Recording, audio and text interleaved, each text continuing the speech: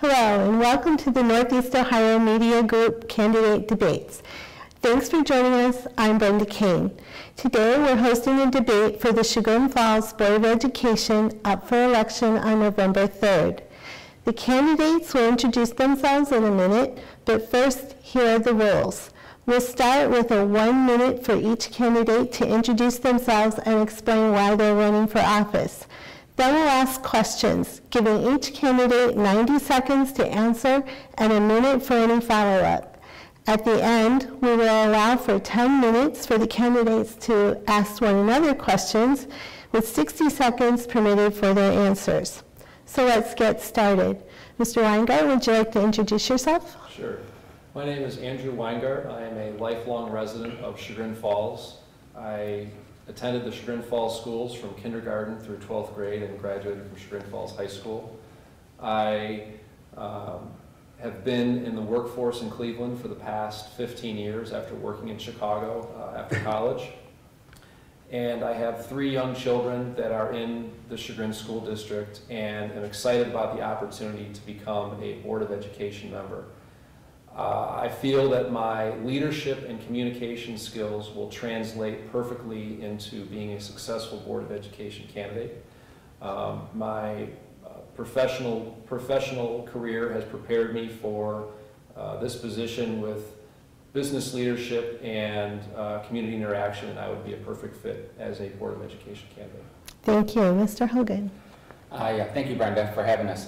My name is Michael Hogan. I have worked at the Cuyahoga County Board of Development of Disabilities since 1987. I'm married, my wife Buffy, and I have 2 sons that are recent graduates of Chagrin Falls schools. I was elected to the school board in 2011. I'm currently the appointed president of the school board, and it's been a very exciting 4 years. I feel like there's so much to be proud of, but there's still a lot of things going on. I feel dedicated and obligated to continue the work of the board, and I'm looking forward to another term. Thank you. Mrs. Broz. Thank you for having me tonight. My name is Sharon Broz. I am currently a full-time mother of 3 sons, one of each in 3 of our buildings. I have an 8th grader in our middle school, a 5th grader in our intermediate school, and a 1st grader at our elementary school. And I'm running for the Board of Education because I see opportunities to have a person who's informed, engaged, and has a working knowledge of the challenges and opportunities in our buildings. I bring 10 years financial services experience and a working knowledge of our schools and the ability to get things done, and also to make sure that we are having collaborative conversations with our community and our teachers and our students and our parents. That's what I'm running. Okay, thank you. Mrs. Thomas. Hi, thank you. I'm Ann Thomas. I have been a school board member for 10 years. My husband and I have 4 children who are graduates of the Chagrin Falls schools. We've lived in the community 23 years. I have a PhD in education, and I am a licensed attorney in Ohio, where I focused on school law, disability law, and child advocacy. I ran for the school board originally 10 years ago because I wanted to bring my knowledge, education, experience to the board and to the district to help the district move forward. And I continue to believe that my knowledge of education and my past experience as a teacher and administrator helped me to help the board move forward and to set the vision for the schools. Mr. Cashey. Hi, I'm Harry Cashey, and I have 4 children. I live in Chagrin Falls. 3 of my children have graduated and are on to medical school and college.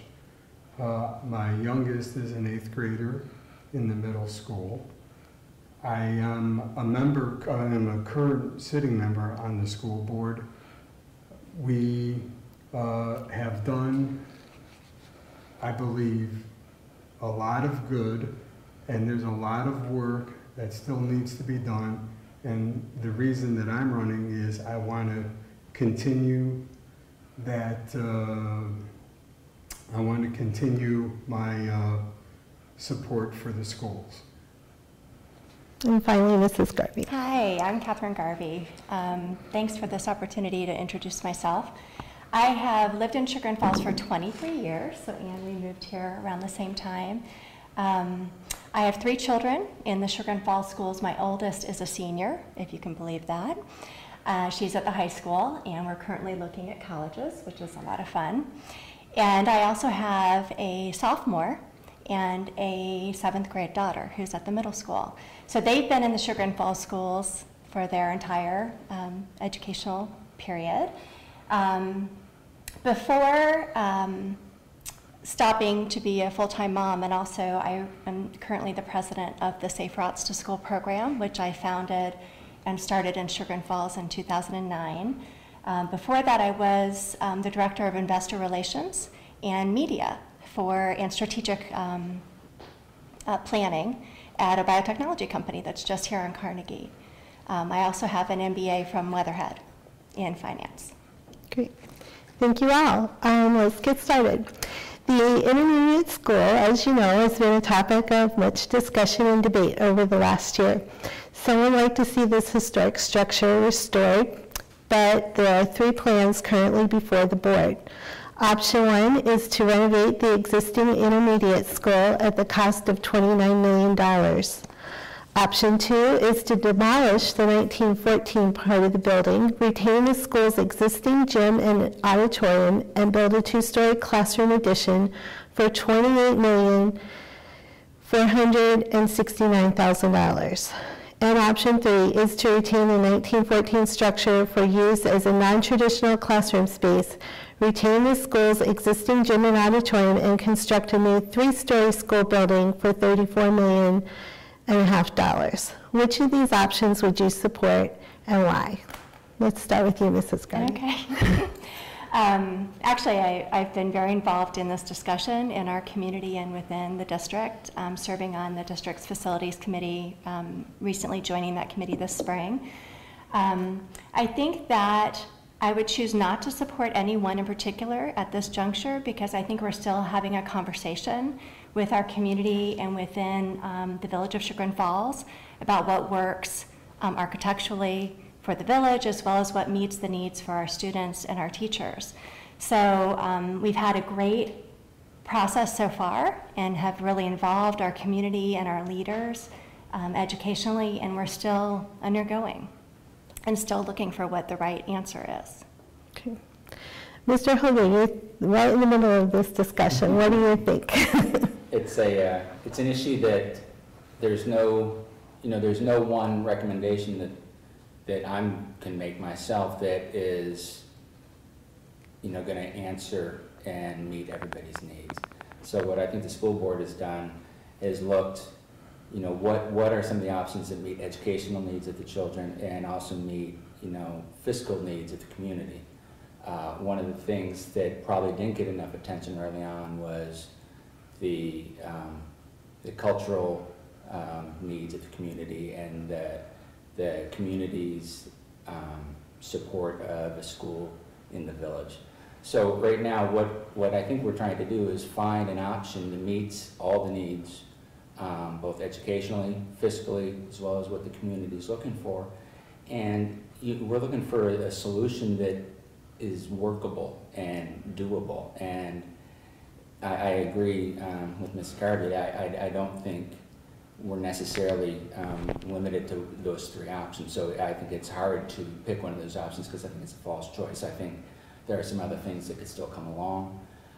So it still is very much a work in progress, but it's trying to meet a lot of different concerns and needs in the community with limited funds and finding something that's actually going to be acceptable to the most people. Mrs. Broz. I got involved in the conversation about a year ago, specifically to Mike's point, because I felt that there was a large voice in the community that felt strongly that the village location be retained and that wasn't being heard, and tried to help create tools so that our board could hear how important this was to our community and our parents. And I agree with both of them that I don't think we have gotten to the right solution yet. I think part of it is we need a bigger picture plan of long-term plan of what our facilities are going to need over the next 20 years, all of our buildings. One of our biggest investments in our school district is in our buildings, and we need to make sure that we're putting the right funds towards those buildings on a continuing basis. I think when we have a better idea of what that puzzle looks like, we'll be able to say how much we have to devote to the buildings that are in most need, such as the Philomethian Street School. So that's how I feel about it. Okay, thank you. Mr. Cashey. I agree. This is a very complex decision, and it's financial, it's community driven. There is no one right answer. It's now going through some other processes with the city of Chagrin Falls. So I think that we are clearly not in a position to make any decision. I think we have to think about our children and the needs of the children for the 21st century learning that they are going to be going through, meaning they have technology that's just being introduced into the educational arena, and that needs to be able to be taught. We're teaching it now at the second grade. The first grade, we just got computers. Well, we have computers for all the grades. I think we have to make sure that we design the right building, and we design with the needs of the children coming close to first and the needs of the community coming close to second. Mrs. Thomas. Thanks. I agree with much that has been said. However, a decision like this can't be made in a vacuum. And as part of this district strategic plan 2 years ago, we instituted a facilities committee, and we advertised in the newspaper and sent out letters and sent out newsletters and asked for community volunteers to be on that committee. And over 2 years, every building was looked at, and all of the needs of the buildings were looked at, and the costs for those buildings were looked at. And so when we make a decision about the intermediate school, it can't be made alone. We have other aging buildings. We have severe safety concerns in some of our buildings with entrances and exits. And so we need to make a decision that encompasses as many of the needs as possible, that is as affordable as possible. And although we love that we have a building in the community where kids can walk to school, and it's part of the fabric of the community sitting there, and it is a great historical structure. The way that building is designed at this point in time, there are many children who can't even attend the building because it is not accessible. And so to simply renovate will still not make it accessible for many of our handicapped children. We need to make a decision that the community can support, that will take into account the needs of all of our children and the community. Mr. Weingart. I think it's refreshing to see that all of us agree on this topic. I also agree with all of my colleagues. I don't think that any of those options right now is the right option. I think that the option that best suits the community has yet to be discovered. That's going to take, I think, unfortunately, a significant amount of additional time to reach that through further communication and collaboration with the community to let them know that their feelings and their input is wanted and needed. And as Harry said, the educational need of the students needs to come first.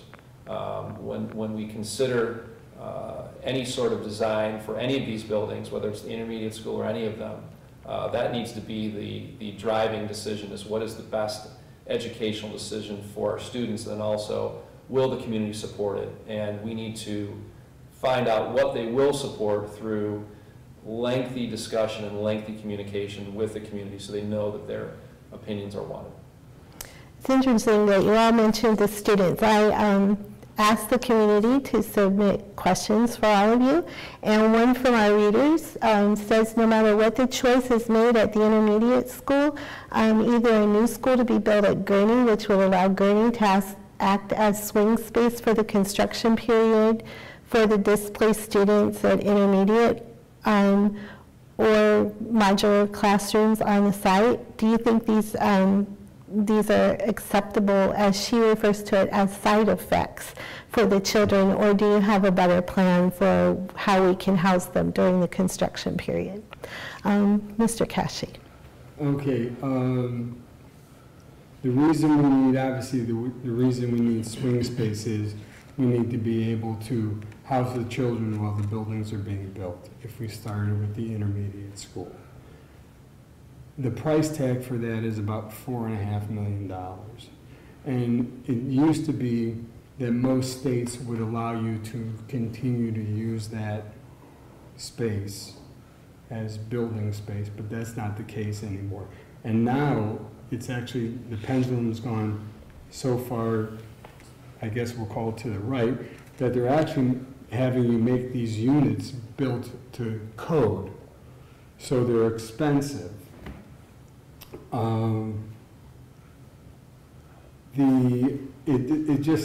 I have a very hard time thinking that we're going to spend $4.5 million to build a $30 million school.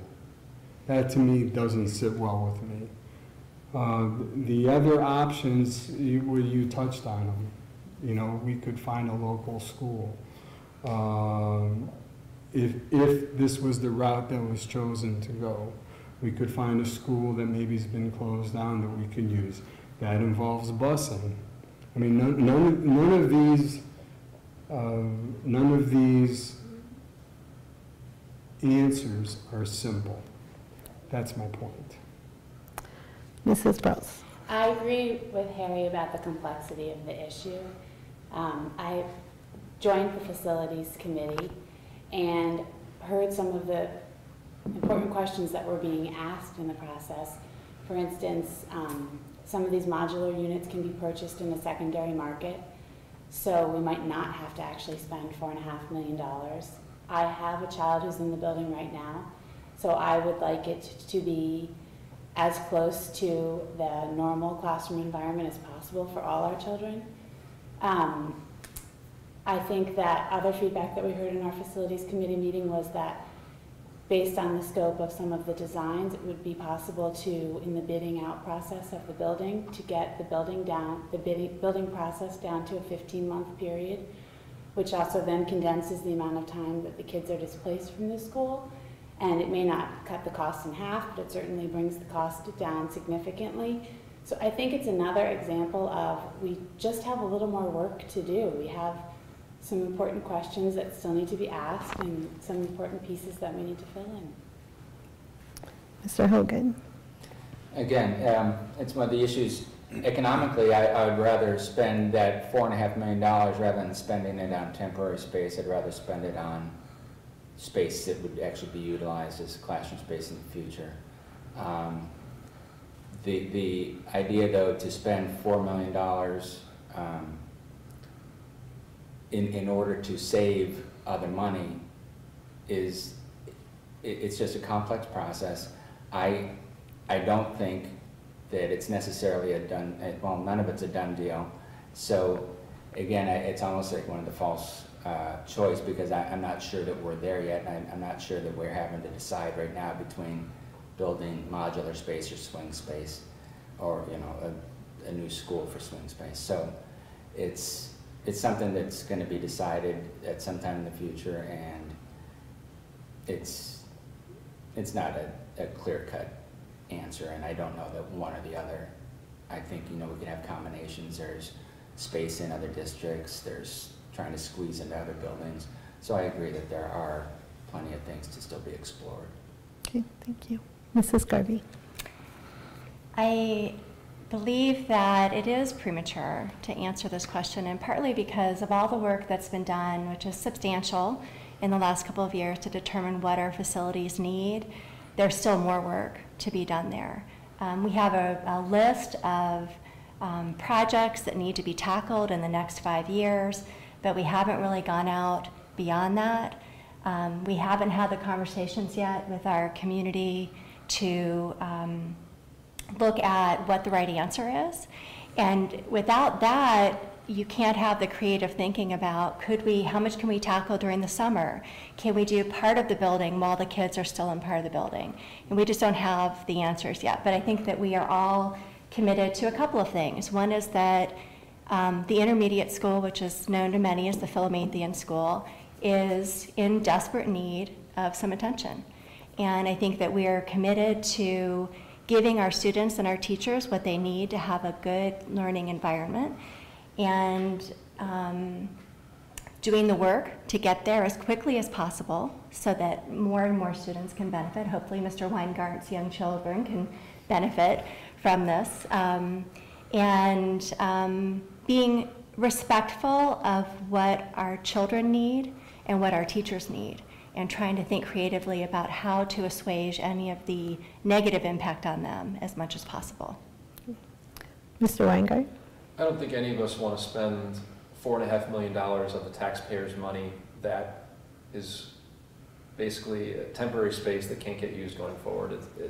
There's not a great answer of what to do. The swing space isn't necessarily a great alternative, and neither is the temporary space. But if it takes $4 million or $4.5 million to get the project done, then it's just a cost of finishing the project. We have to look at it. If that is what the community can get behind in order to finish or restore the building to get it to where it needs to go, then we just have to look at it as a cost of doing business. It's not the best answer, but it might be the answer. Again, I think it's worth it to explore other options, but right now it might be something that we have to consider in order to get a levy passed in order to get the building going. Okay. Mrs. Thomas. I agree with much of what I've heard. However, as a member of the Board of Education, once a decision is made on what construction project will be done, it will be our job to charge the superintendent with coming back to us with recommendations, feasible recommendations for swing space if it's needed. And that is why we hire a superintendent and he hires an administrative team to do that research, bring back the costs, and give us the options so that we can look at each one of those. We, of course, will be creatively thinking with them, but that is the administration's job. It is not our job to micromanage that process. One thing I did hear was perhaps we could renovate the building while the children are in it. Our builders and the people who have been involved in this to date have told us that that is not a feasible option. It will be a construction zone. If we do the intermediate school, it will be fenced off, and it would not be safe to have children in the building while we're doing construction.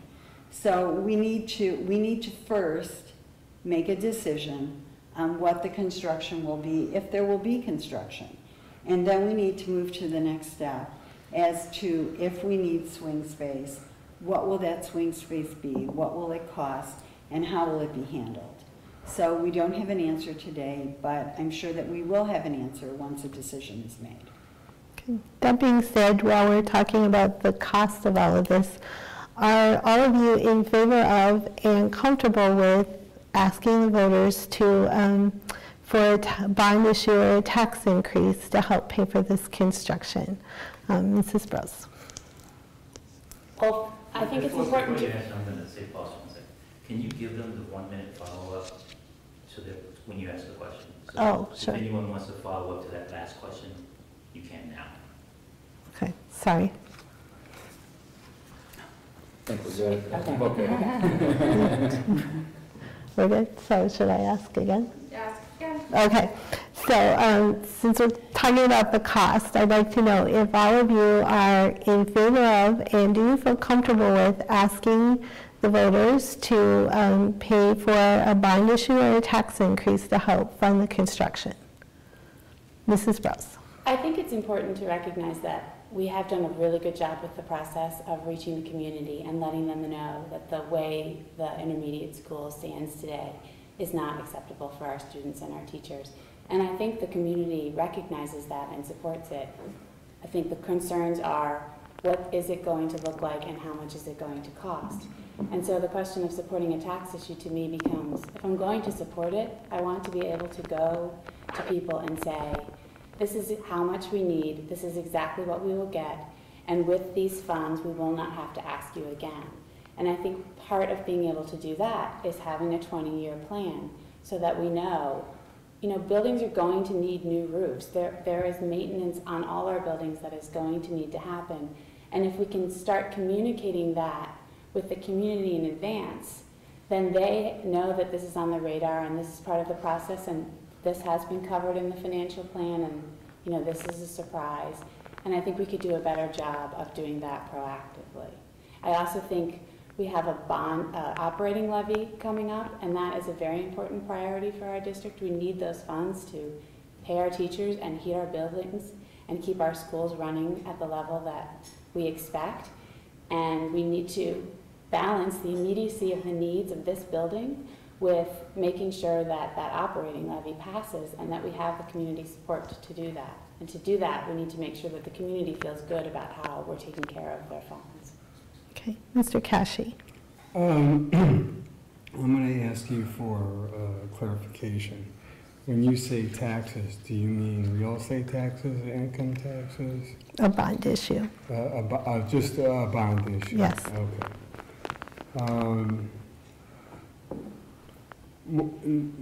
I think we first have to look at what our bond, how much money we can borrow.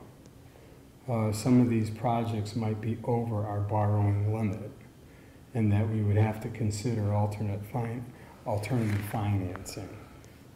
That being the case,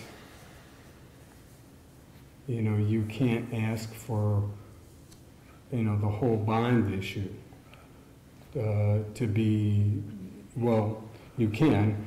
I don't know if I would be in favor of doing a whole bond issue and then finishing it up with permanent improvement fund financing.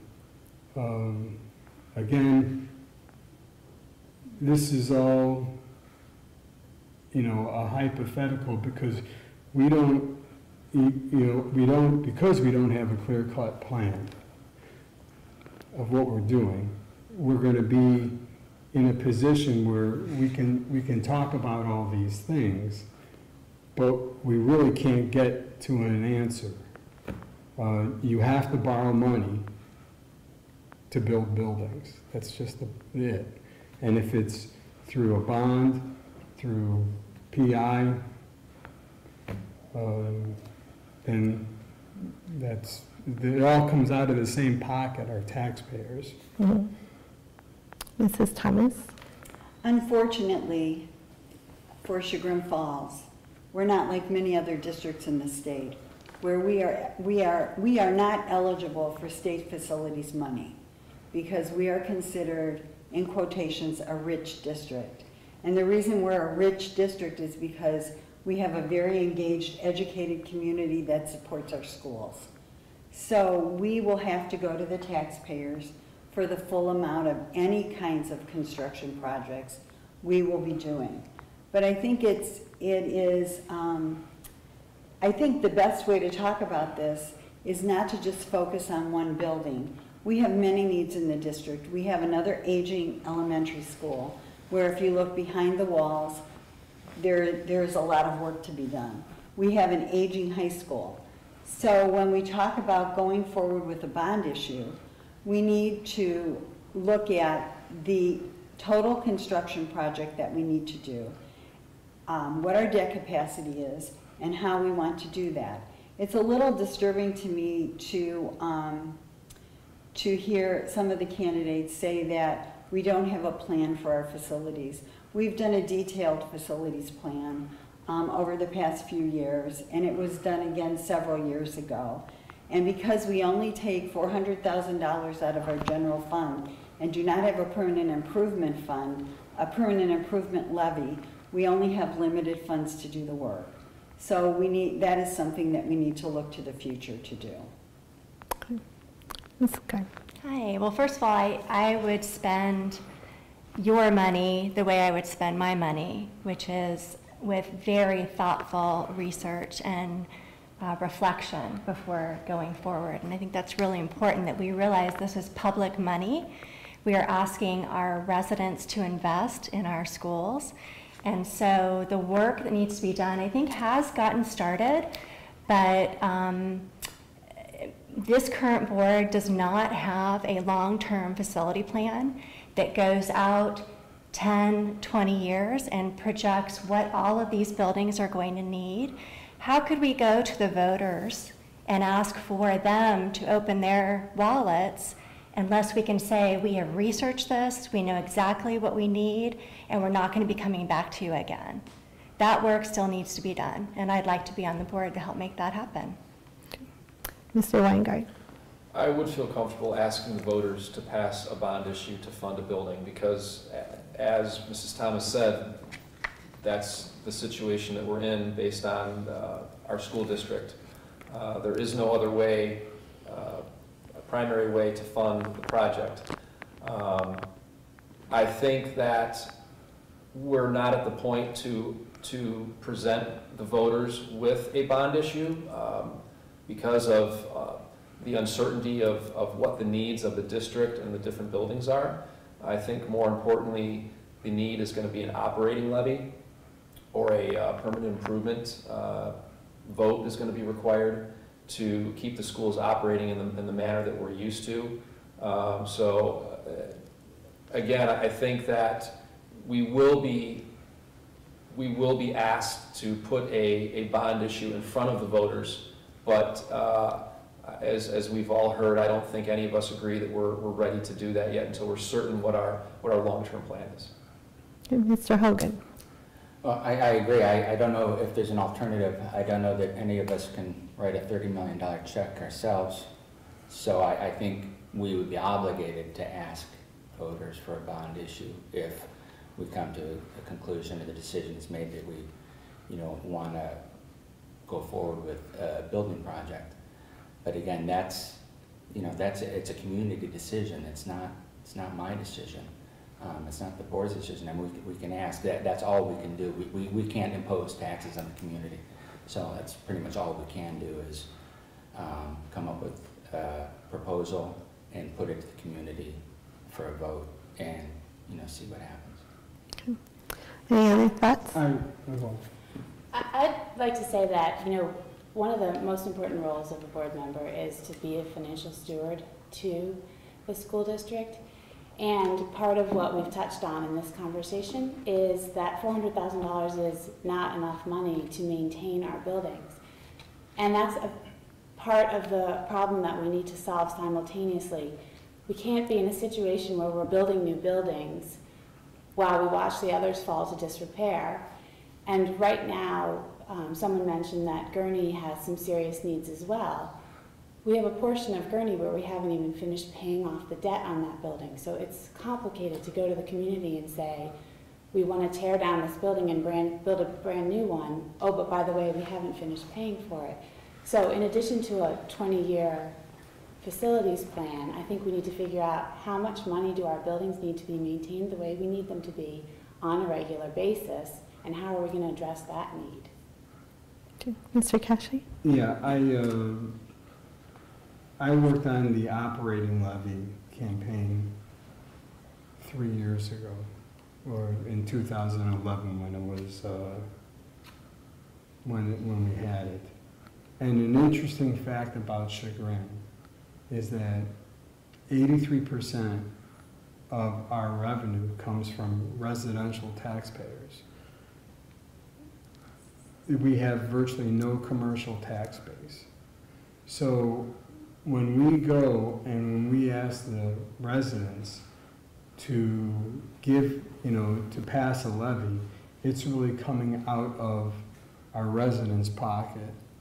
And we don't have the ability to have somebody else help, like industry. That's it. I'm getting told I'm done. Okay.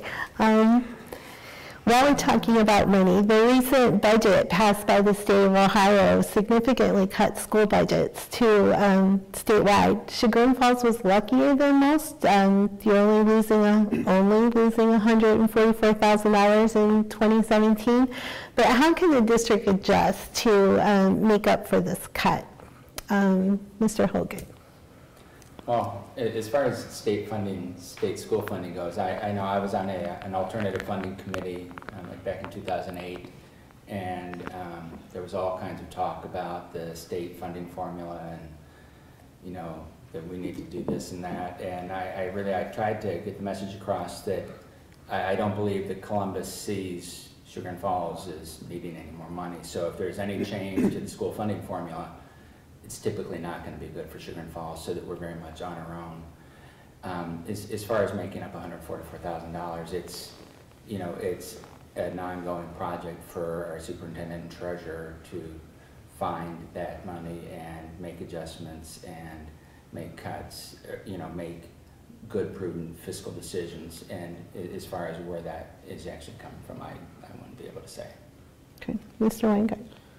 I think we can all agree that the school funding system that currently the state has in Ohio is not in Chagrin Falls' favor. As you said, the budget cuts weren't as bad, but they were a lot worse initially. And without the lobbying by our administration and school board and the state legislator, it would have been a lot worse. One thing that I know that's hard for me to swallow is that Chagrin Falls on average receives 27% less funding per student than private school kids from the state. That doesn't seem right. How is that possible for a public school to be receiving less per pupil than a private school student? So I think we're faced with a difficult task. Obviously, as Mr. Hogan said, Columbus doesn't see, what life is like in Chagrin Falls. They see us classified as a rich district, and all the weight is being left on the residential taxpayers. So, it's a tough situation, but unfortunately, we're a victim of the system, and without us continue to lobby to change it, we're just going to get stuck in the same way. Okay. Mrs. Garvey. I was a director of strategic planning for a startup biotechnology company where I led strategic planning initiatives to align strategic goals with limited resources, and a company that was going back to investors over and over again to find money to fund our research. This is what needs to be applied to the Chagrin Falls schools. We are always going to have constraints on our resources and demands from our teachers and our residents on what they expect for a high quality education. So I think, one, we have to very thoughtfully align our goals and our priorities with our resources. And that is something that the school board plays a part in, helping the district and the superintendent hone those strategic goals. But then secondly, I think Mr. Weingart touched on this a little bit, which is we are not going to sit back in Chagrin Falls and let things happen to us. I would like to be more involved in the conversation in Columbus and helping them to understand what we are facing in Chagrin Falls so that we are fighting for every penny that we can get to help support our schools. Mr. Cashey. Could you repeat the question again? Yes, the recent budgets passed by the state of Ohio left Chagrin Falls with a $144,000 shortfall in 2017. How can the district adjust to make up for that cut? Okay. I think that's purely an administrative job for the treasurer and the superintendent to work together. And this is something that's not publicly ever told, but our treasurer has been awarded like 5 years in a row for how well of a job she does from the state of Ohio. okay? They will find that kind of money, $144,000 in a $25 million budget is something that I believe is doable, just on this, you know, on the surface. And, you know, they'll make it work. I think we have really good controls in place. I think the budgeting process is done well. We've been able to, the board mandated about 5 years ago or 6 years ago that we have a minimum cash balance, and we've been able to hit that every month once we got to that cash balance. So you're talking now about, I think, 4 or 5 years. So I think as a district, they'll be able to handle $144,000 shortfall and figure it out. It's the future that's where the problem's going to be and what's going to happen in the future. Mrs. Thomas. We've actually been planning since the last levy for budget cuts from the state because we see them coming all the time. So we've been planning by taking a very good look at staffing, at class size, at textbooks that we buy. We did apply for and received a straight A grant, which is no remedy for the lack of funding from the state. However, it did relieve us of several $100,000 in costs that we were going to spend on Chromebooks for our students. We got that money from the state. So we've been planning for this budget shortfall. So we will make the budget shortfall in 2017. However, as Harry said, it's the future that's the problem, and it's also the present that's the problem. The state has cut funding to districts like ours. There's a formula. Instead of getting $5,700 per student, we get around $800 per student from the state. But if one of our students goes to a private charter school, a non-performing charter school, or a performing charter school, $5,700 follows that student right out of our budget. If we have a catastrophic issue with special needs child, the state funding is not there anymore.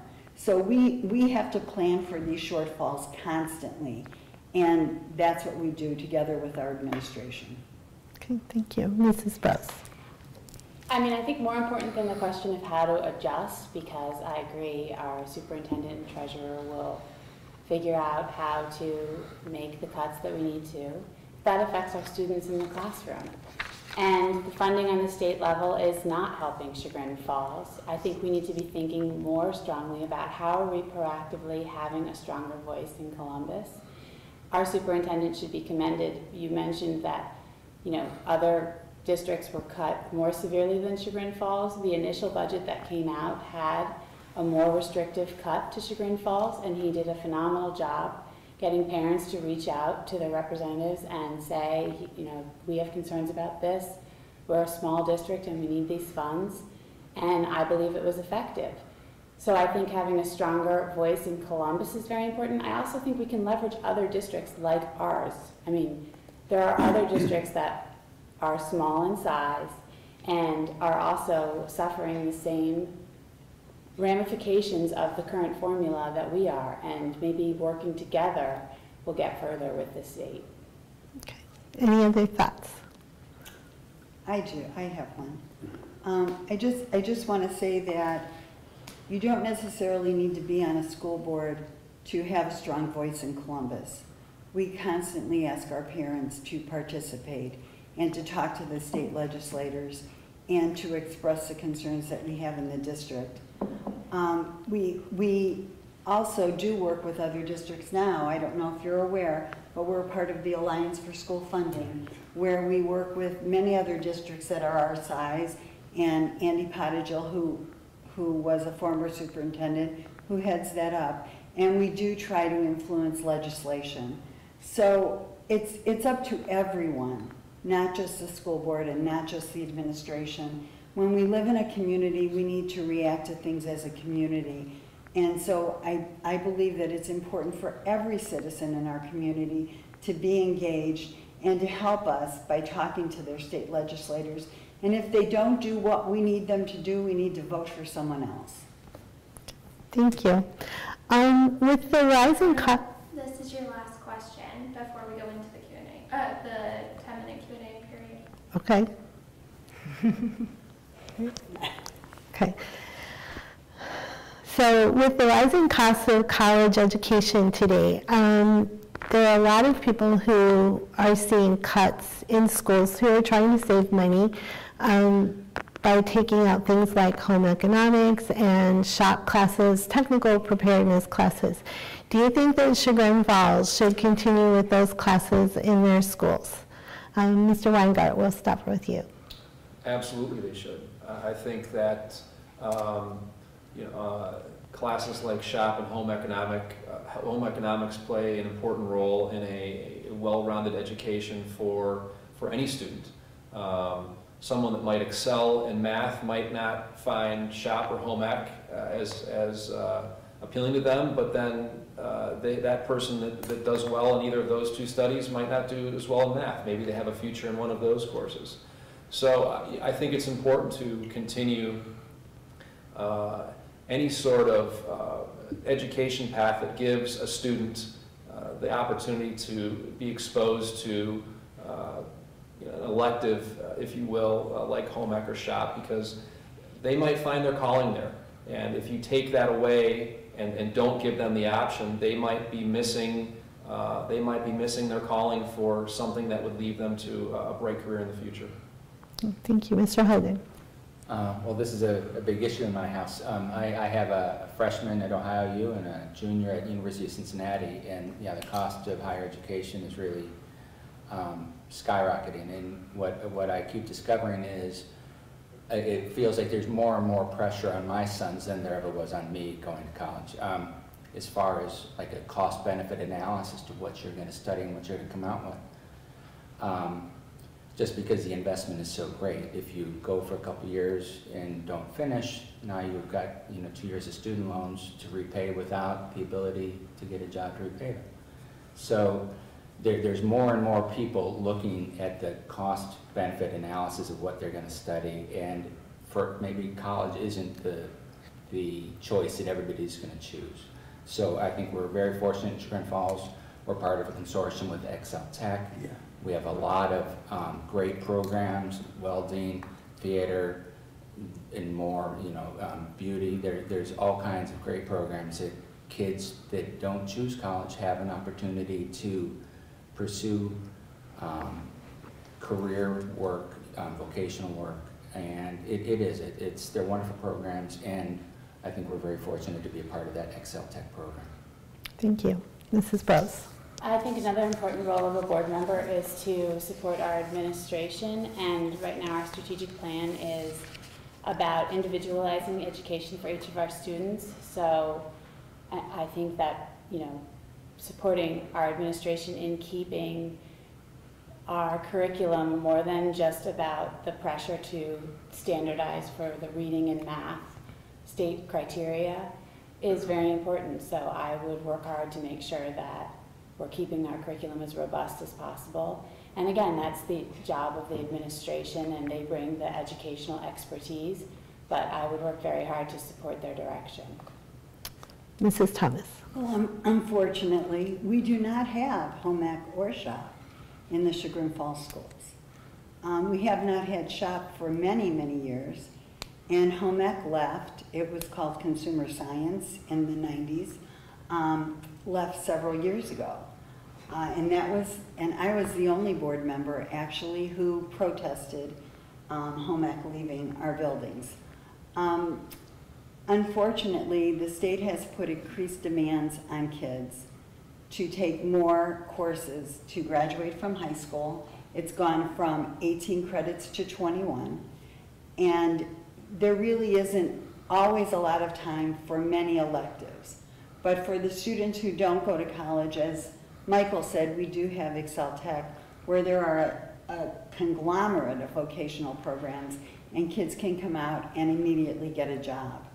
So we have fallen into the trap of having to offer a more robust curriculum of core courses, although we do offer many, many music, art, etc. electives, but we do not have and have not had shop or home ec for a while.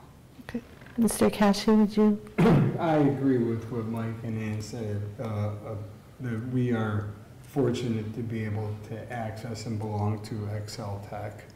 That does give a student the ability to gain real skills, real life skills, and go out and get a job without having to go to college.